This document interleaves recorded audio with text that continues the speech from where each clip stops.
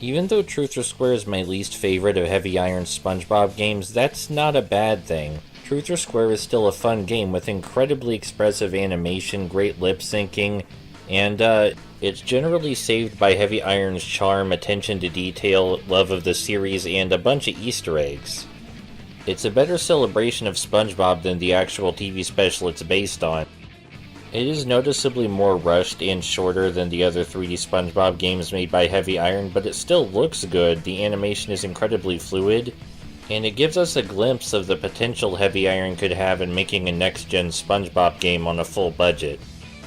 But there is a reason it's my least favorite, because in spite of the improved animation and the great fan service, the game design is less than stellar. It's not that it's bad, it's just incredibly formulaic to a fault. Each level you get 1 or 2 new gimmicks, you use those gimmicks for their intended purposes, and then the next level you get some more gimmicks. There are a couple brief sections where the mechanics are combined in such a way to create genuinely interesting platforming challenges, but for the most part Truth or Square only has variety in a technical sense. In addition to being less mechanically creative, it's also a lot easier than Heavy Iron's earlier SpongeBob games, with the only noticeable challenge coming from the boss fight against the giant robot Squidward.